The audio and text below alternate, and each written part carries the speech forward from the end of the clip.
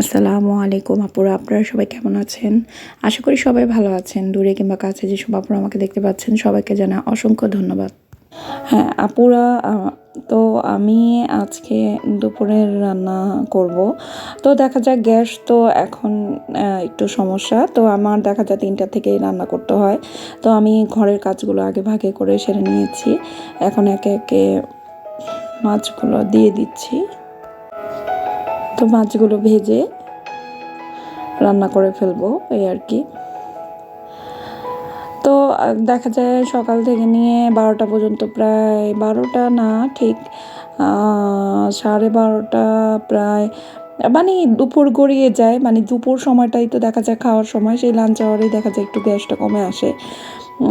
তো এই আর কি। তো যাই হোক, যখন গ্যাস আসে তখনই রান্না হয়, বা অনেক সময় দেখা যায় সমস্যা হয় না, একটু এই আর কি ম্যানেজ করে নিই।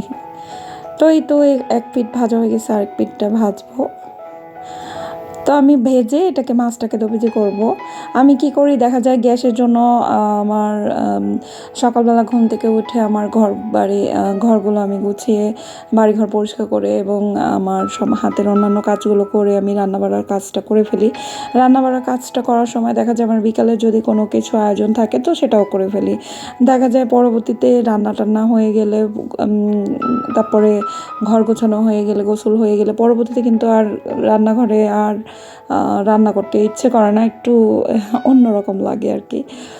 শুধু চা কফির জন্য আমার আসা হয় রান্নাঘরে, এছাড়া আসা হয় না। দেখা যায় মেহমান আসলে হয়তো চা কফিটা বানানোর জন্য বা নিজের জন্য আমি রান্নাঘরে আসি। ইদানিং একটু ঘরে ঘরে জ্বর ঠান্ডা কাশি লেগেই আছে।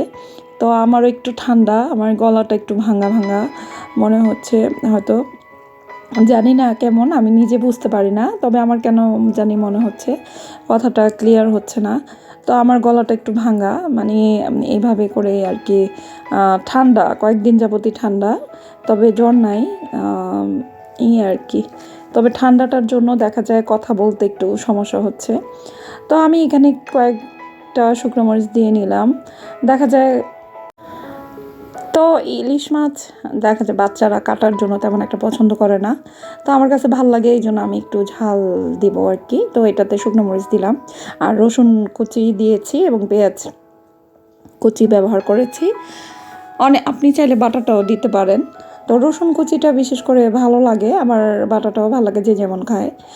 তো আমি খুব সহজ পদ্ধতিতেই রান্না করার চেষ্টা করি, যেভাবে খুব সহজে রান্না করা যায়, যেহেতু ঘরের অন্যান্য কাজকর্মগুলো সব কিছু আমার নিজেকেই করি, তো নিজেই করতে হয়, তো সেভাবেই করেই আমি কাজগুলো গুছিয়ে নিই।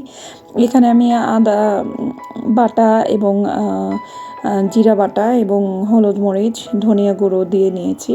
আদাটা তো লিকুইড ছিল, যার কারণে আমার হলুদ মরিচটা একটু ভিজে গিয়েছে, এমন অবস্থা। অনেক সময় আমি মশলা গুলিয়েও ব্যবহার করি, সেটা আমার আম্মু এইভাবে ব্যবহার করে। আমার আম্মুকে দেখেছি মশলা, হলুদ মরিচ, জিরা ধনিয়া একসাথে গুলিয়ে ব্যবহার করে।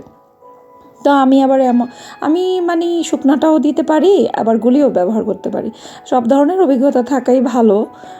তো এটাই আর কি। দেখা যায় তাড়াহুড়া করে অনেক সময় গুঁড়ো হলুদ মরিচটাও দেওয়া হয়, আবার অনেক সময় গুলিয়ে দেওয়া হয়। তো যখন যেটা সময় পাই সেরকমই করে রাখি আর কি। তো এটাই। তো একে একে আমি মশলাটাকে ভালো করে, তেল উপরে উঠে এসেছে কষানো পর্যন্ত, তারপরে আমি এখানে মাছগুলোকে দিয়ে দিয়েছি। অবশ্য আমি এখানে পরিমাণ মতো মশলার সাথে লবণ আগে ভাগেই দিয়ে নিয়েছি। তো কিছুটা আমি এটাতে ঝোল রাখবো না, তবে কিছুটা একটু দিব শুধু কষানোর জন্য, আর একটু ভালো করে এক পিঠ কষে আসলে কিছুটা সামান্য পানি দিয়ে কষিয়ে মাখা মাখা হলেই নামিয়ে ফেলবো। তো এই আর কি। তো দুপুরের আয়োজন, যেহেতু দুপুরের আয়োজনটা করতে একটু দেরি হয়ে যায় গ্যাসের জন্য, তো আমি সেই কারণে আমি দেখা যায় বিকালের কোনো কিছু রান্না করার থাকলে বা কোনো কিছু তৈরি করার থাকলে আমি সেটা করে নিই। তো এই আর কি। তো এইভাবে করেই আমার হয়ে গেল, এই তো একটু মাখা মাখা ঝোল। তো এই হয়ে গেছে, এখন তেলটা উপরে উঠে এসেছে, এখন আমি একটা বাটিতে ঢেলে নিব।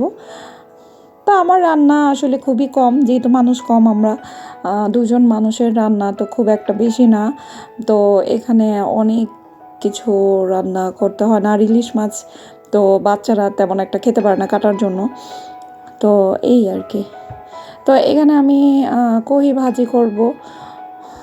এই কহি ভাজির জন্য আমি আসলে পেঁয়াজ রান্নার আগে পেঁয়াজ, কাঁচামরিচ, রসুন কুচি এগুলো কেটেই রাখছি।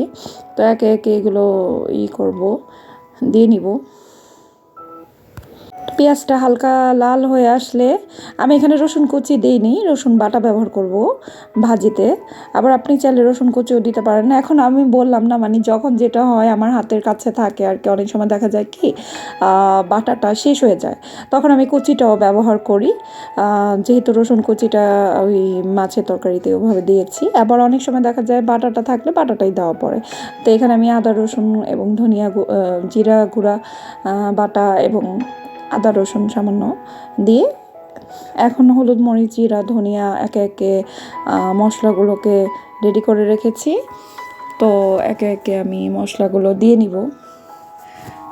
সংসারে দেখা যায় আপনি দেখবেন কাজকর্মর কোনো শেষ নাই, ধরা বাঁধা কোনো নিয়ম নাই।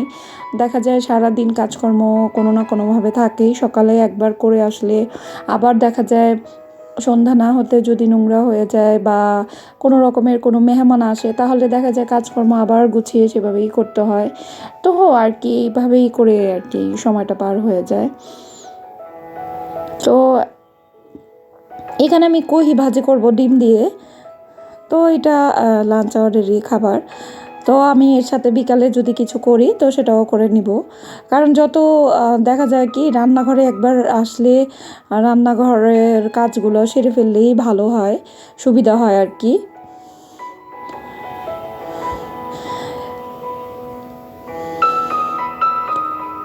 তো এই তো মশলাটা ভালো করে কষে আসলে আমি একে একে করে নেব।